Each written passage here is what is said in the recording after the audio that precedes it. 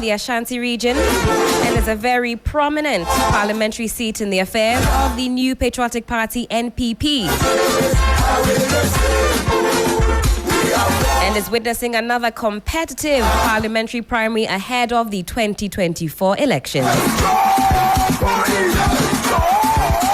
Ralph Kwame Ejapong is a lawyer and a brother of the very well-known politician Kennedy Ohene Ejapong, and he has joined the race and expressed a determination to unseat Honorable Francis Asenso-Boakye, who is seeking a re-election for a second term. Now, up until 2004, when Inshayeso and Kwadaso constituencies were carved out of Bantama, it was one of the most populous constituencies in Ghana.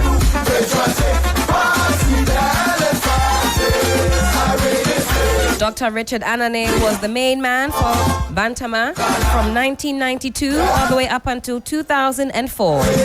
Dr. Anane did not contest the 1992 parliamentary election because the NPP withdrew from that election at that time. But he won in 1996 and was the main man for 2 terms, 1996 to the year 2000, and from 2000 to 2004, before switching to Inshayeso, which had been carved out of Bantama together with Kwadaso. And since 2004, Bantama has become a constituency where no member of parliament has been able to serve more than 2 terms.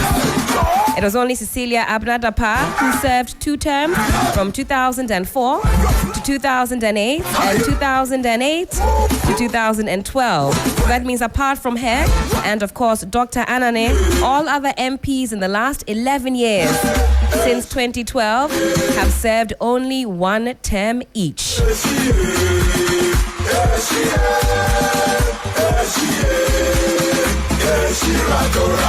And it's certainly one to look out for.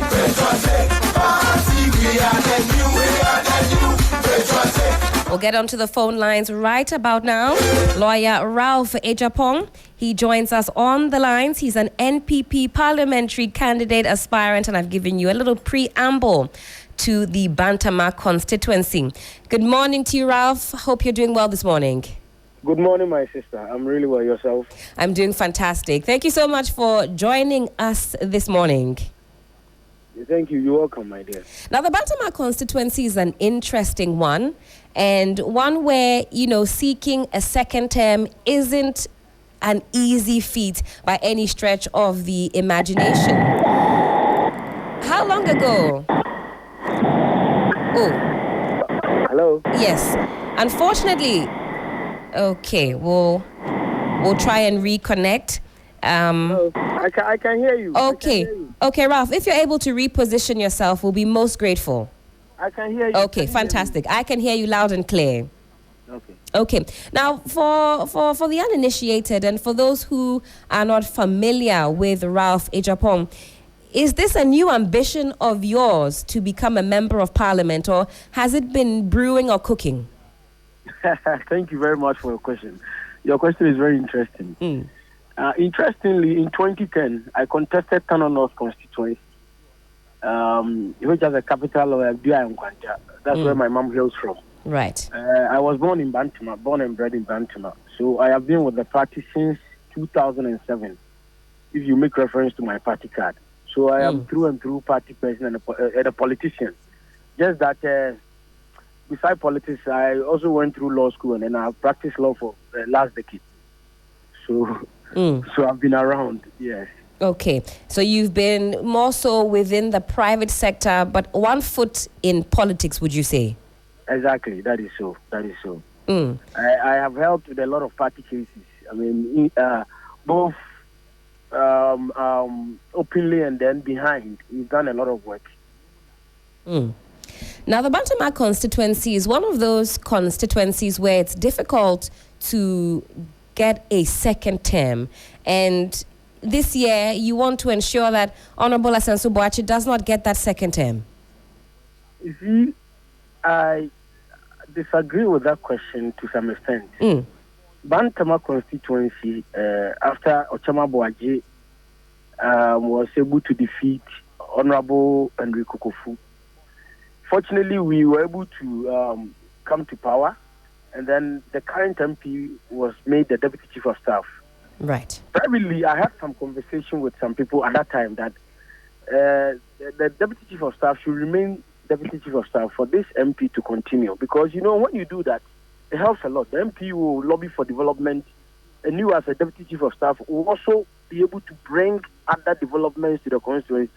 So you have two people trying to help uplift the face of the constituency. And this gentleman said no. In fact, he called me personally to ask me, what is your interest in myself and Ochema Boaji's competition?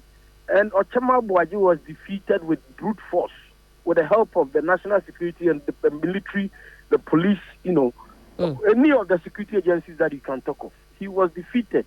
The guy was holding money. He was looking for delegates to give them money for transportation. He was not able to find a single soul. So it is this thing about Bantama constituency being a one-term seat or that here and there is a creation of some people. I see. It is a creation of some people whose personal interest supersedes that of the constituency, which for me is not good. Which for me is not good. And then the President of the Republic came to Bantama before the primaries. That's right. To endorse the current MP. In the presence of the MP, the defeated MP, he said, "This is my son. He's a person that I can work with. So please vote for him." And if you have a president saying this to delegates, what would they say? So now, the same thing will also remain, that the president says he has finished his term, he's going, then whatever is left for one to continue will be continued by whoever will take over from him. So then why don't you also go with your father? If your father has finished doing his bit, what he can do for the constituency, why don't you go with your father? Because, my dear, when you take your child to daycare and school closes, what do? You go and pick your child and bring that child back home. So, I mean... So Ralph, are you saying that the one term is sufficient? Because the president, when he was endorsing Honorable Asenso Boachi, says that there's a lot going on and he has a lot in store. You disagree with that? You said, can I hear you again? Can you come back again? Yes. So the president, in endorsing Honorable Asenso Boachi, said that there's a lot more to come and that a term would not suffice. A second term is needed so that these developmental projects, which are purportedly ongoing, will continue in Bantama. You see, sometimes I wish your media house will send people to come and look at what is going on here. We have not seen any development for the past, how many years? 3 years. In terms of what? You come and see. And you see, what makes me so sad is that when you look at the BEC results of kids who are yearning to go to secondary school, right, 15, 20, 25, there is no leadership in Bantama. And what is MP doing about it?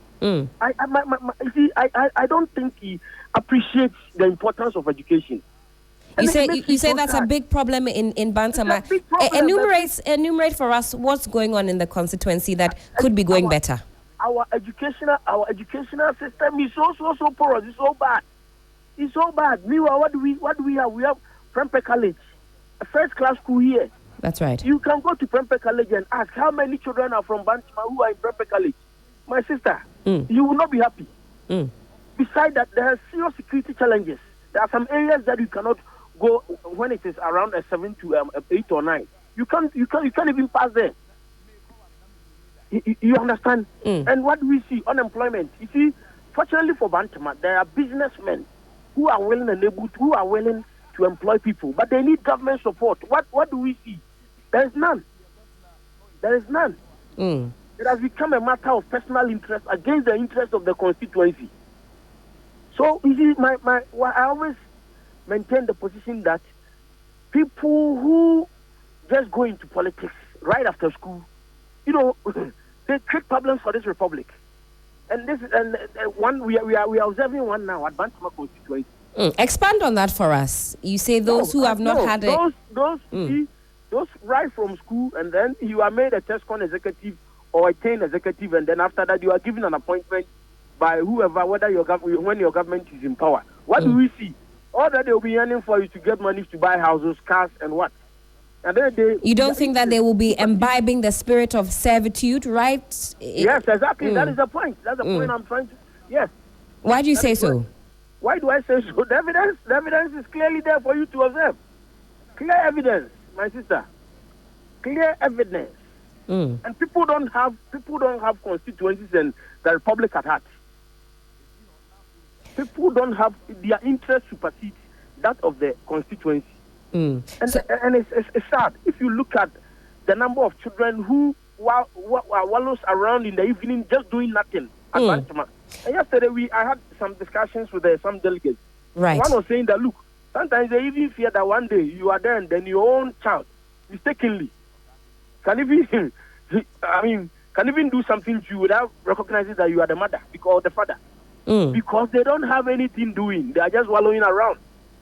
So you talk about issues of education, security issues, and also quite importantly, unemployment in Bantama. So the youth, you say they are idling, don't have much to do, and of course that will also add to the security plight in the area. And these are issues that you've highlighted in Bantama. How is your campaign going in a bid to become MP of the constituency? Oh, we are doing very well. Just that my opponent and his people, what they are doing is that when you talk to them, you are talking to somebody and they will send somebody to come and record you. For me, a minister, why should you even engage yourself in this? Ralph, expand on that. Recording, what kind of recording? They will record your conversation with people.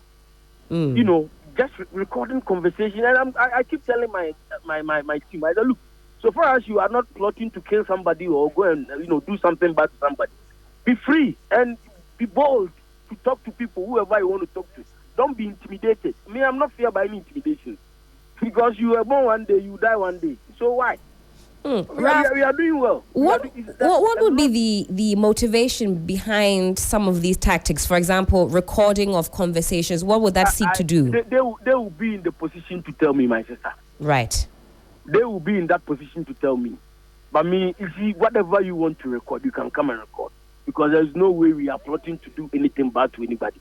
All that we are saying is that, look, it is time that Bantama changes its leadership because we are lacking one. We don't have any. There are people who are in position occupying a ministerial appointment and MP. They are not doing anything in the interest of the constituency. So we need a change, and I believe the change will come. Now you mentioned your team. What is the constitution of your campaign team? Who is on that team? Oh, the delegates, the constituency delegates. Okay, they are on the team. The constituency delegates. You have a core group that is advancing your message. Oh, of course, sure. And we don't typically have a campaign manager. Everybody is a campaign manager. Okay. Everybody has a role to play. Every delegate, exactly. Every delegate. Okay, so no campaign manager. No, there is not a position as you are the campaign manager. No, okay. Every delegate. Okay, Kennedy Japan is not the campaign manager of this particular campaign. Oh no, he's my brother. He's my blood brother. He came to endorse me and then to let the good people of Bantama know what I can do for the constituency and what I have been able to convince him to do for Bantama constituency, which is there for everybody to see. I lobbied him to bring 200 street lights to race course. The women there at the market, they were complaining about security issues. Some of them were being robbed, raped, and other stuff. So I convinced him to bring 200 lights. And also Konfanoche, when they had an issue, even though Konfanoche falls within Supin constituency, it fits on Bantama land. So when there were issues with the oncology department, having money to buy machines and all that, I also convinced him to do same. Anytime that we do Bantama homecoming, I bring him on board. I was born and raised in Bantama, but he was raised in Bantama. So you were born and raised in Bantama. You say he was also raised in Bantama? Yes, he was raised in Bantama. Okay. He was born in Asinfusu, but he was raised in Bantama. Bantama. He knows and appreciates the constituency very well. And is that why he's thrown his weight behind, your bid as well? Because I believe you've indicated elsewhere that he'll be looking to support even further. He's bowing out of Parliament at the end of this year. So he'll be, you say, lending his support to Bantama fully. Exactly. He has a lot of plans for Bantama because he intends to even put up a factory at any available land that we may be able to secure or buy. So we are looking for one to do so. And unfortunately, it will not be in his interest when this MP is an MP for him to be doing those projects for Bantama. So he came to Bantama to tell them, look, I have a lot for you because I grew up here. But if you help my brother to be an MP, it will be easier for me because he's the one that I can work with. But Ralph, one might argue that this is one party with one agenda and one mandate. Of course, you are brothers, so his weight undoubtedly would be thrown behind you. But what would be the main reason why working with an opponent would be a no-no? Oh, but you heard the president in Bantama when he said he will be disappointed when Sensobuachi is voted out. It's the same, so it's the same. Would you begrudge anybody the opinion that without Kennedy or Hene Japan, your campaign would be somewhat shaky? Oh, if he, Kennedy or Hene Japan bring to my campaign a lot of hope for every constituent in Bantama. And I have always said this to people that, look, in the year 2001, I was a resident in America. George Bush 43 had the same problem when he was contesting Al Gore. People said, oh, he's riding on the name of his father, but there's nothing that you can do. So assuming Kennedy Japan was an armed robber, don't you think they would have been used that also to say, look, that's armed robber's brother, how can we vote for him? So you take the positives. Absolutely. Take the positives. That's what you can't do anything about it. Yes. Now, your brother is no stranger to controversy, some might say. And in very recent times, we've heard him make certain allegations as he has been championing your cause. What has been the feedback since some of these pronouncements were made? So, for example, now, pronouncements or allegations concerning this, what we're told is a government redevelopment plan, have catapulted certain issues into the public domain. What have the calls behind the scenes look like? Give us some insight, because for me, I can imagine that it's heating up. Yes, the delegates in Bantama, what their priority right now is who can enhance their welfare. Who can enhance their welfare? As for the issues that Sensobuachi himself has concerning his reputation and whether or not that integrity part he can defend, it's up to him. But as I'm speaking with you, the priority of the delegates is their welfare. How can you improve upon their welfare? That is what they are asking. And that is what I'm trying to promise. That, look, if you give me the opportunity to serve you, because you see, unfortunately, we have a minister of works and housing. That's right. Who is in charge? Fortunately, we have a minister for works and housing who is in charge of affordable housing and other government projects. You come to Bantama and ask the delegates, there are welders, plumbers, tilers, masons. Which of them has been called by the minister and been offered an opportunity to even work on government housing before? Which of them? None. So their welfare are not being catered for, and that is what I intend to do. So this issue about government housing and all that, yes, he shared a lot about it, but that's right. It's up to the minister for him to come and then defend himself. If not, then we leave that to the good people of Ghana to judge. Well, there have been some developments from there. We've heard from the Ministry of Works and Housing by way of a statement. Their judicial service has also waded into the conversation. We're particularly interested in that conversation, but I digress. We'll set that aside for now. The NPP is looking to break the 8. We've been hearing that, especially all throughout last year, breaking the 8. From where I sit, observing and checking the pulse, testing the temperature, one might say that the NPP is on the path of implosion, which for you then might render your mandates not so great if the 8 cannot be broken. What do you make of this issue of disunity within the party? You see, the party is not disunited. Okay. The party is united. Maybe at this time where there is a heat in all political activities concerning the parliamentary primaries, yes, you can say that there is a lot of, I'll put it this way, give and take. among party folks who are yearning to represent one constituency or the other. But that's normal. I believe after January 27th, everything will come back to normal. There is no disunity in the party. You say this is just par for the course. In any competition, it's give and take. It's part of the political process. You know, your opponent will say this and you will say that. He can do it, I can't do it. It's part of it. But trust me, after January 27th, I believe everything will come back to normal. You don't think that some of these cracks will deepen further? Because these are no small allegations that are being advanced. You say it's still just par for the course. It's a political tango.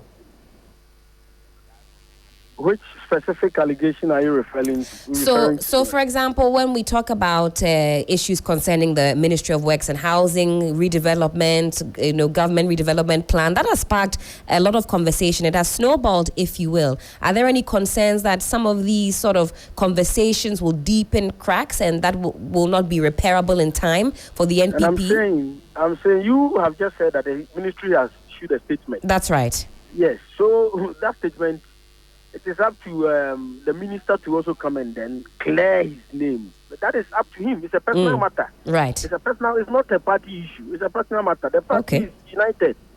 Because you see, when an allegation of crime is made against you and you are put before court, you don't put NPP before court. There are individuals that you put before court.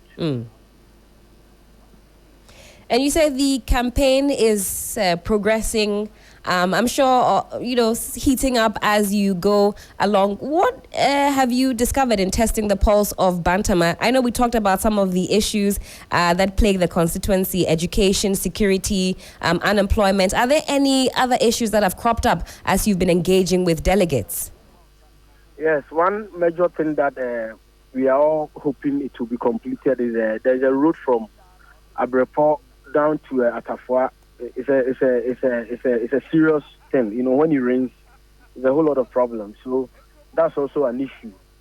But as I said, my priority now is, when I am given the opportunity, is to look at this educational issue. It worries me.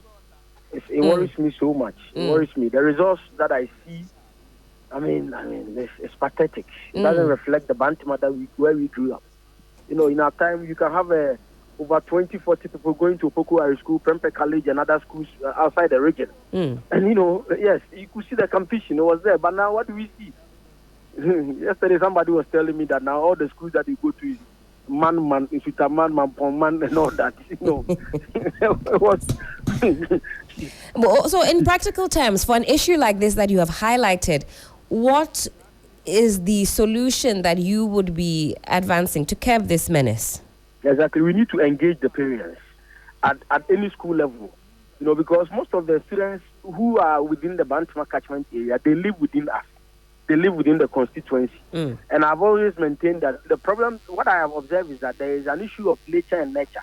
Right. So when you put two students, one from, let's say, Bantama and the other from Inshaeso, which is a rich area, the Inshaeso kid will go to school early morning with adequate breakfast and all that. The Bantama young kid, the mother or the father will go to the market early in the morning, so he or she will not have time for that kid. So when you measure their academic, when you measure them academically, you will see that the issue with Bantama is that there is a nature problem, not nature. There is a nature problem. Right. Nature problem, and we need to look and then sit to the stakeholders. As I've always said to the teachers and other people within us, that look, we all need to get on board and bring ideas and see how we can resolve this matter once and for all, so that at least there will be improvement in the educational system. Because it worries so much.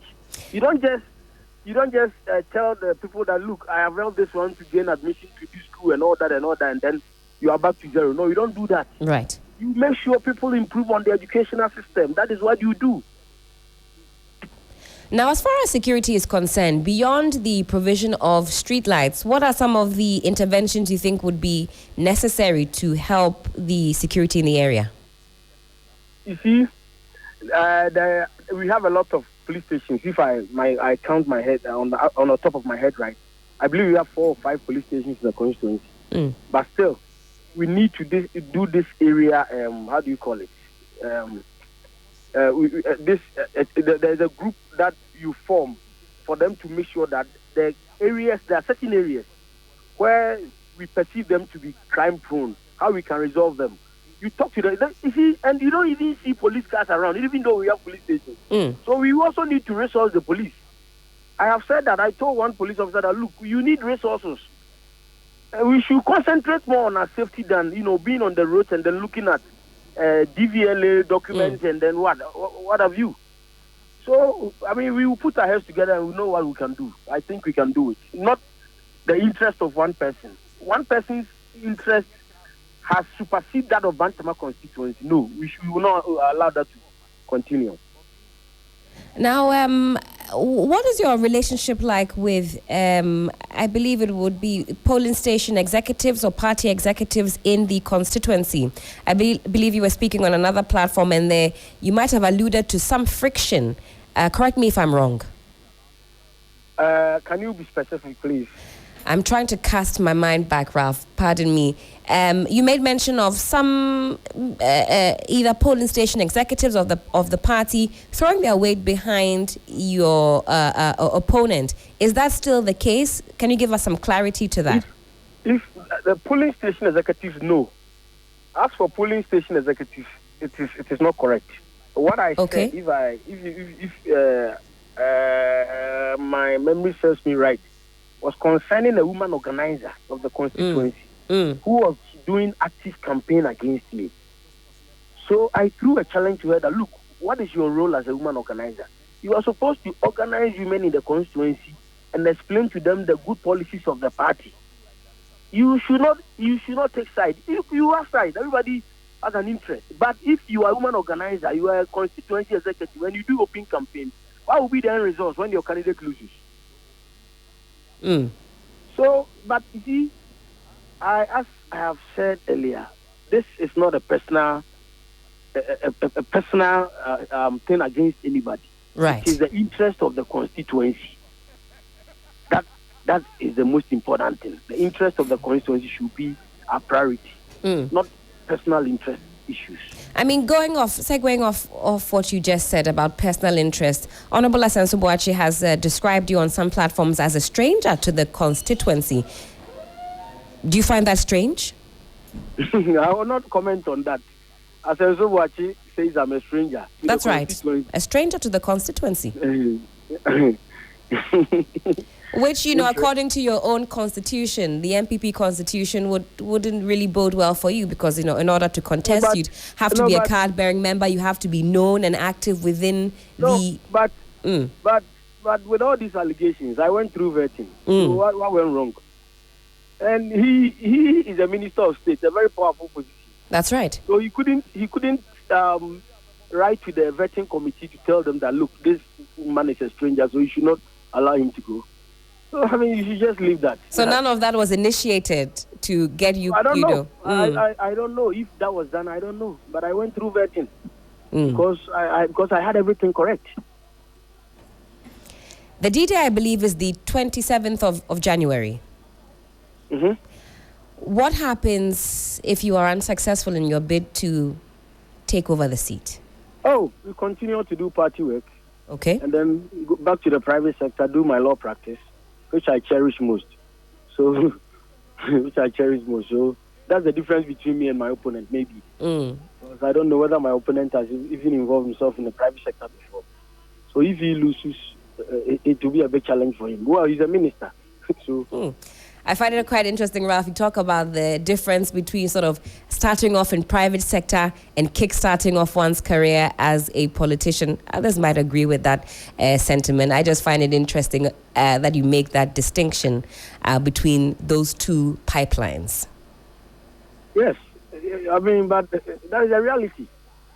That is a reality. I've been in practice for a decade. So if in the unlikely event that I'm not successful, I'll go back to work and serve the Republic in that capacity as a lawyer. Do you think that the Ghanaian people acknowledge or realize that these positions, so member of parliament, government work is work of servitude? Do you think that connection has been made? Let's leave that question for another day, and then let's leave that question for another day, and then I'll plead with you to just give me time to go because absolutely. A lot, we'll talk another day. a lot happening on that front. Ralph, thank you so much for your time this morning. You're welcome. And thank you for putting some of these issues into proper context for us. We're grateful for your time this morning. Again, lawyer Ralph Ejapong, brother of Kennedy Ohene Ejapong, speaking to us there. He would like to become the Member of Parliament for the Bantama constituency. A lot has happened up until this point, and a lot more, I believe, will happen before the 27th of January as the parties fight fiercely to take that Bantama seat. Well, what do you make of all of this? Do connect with us.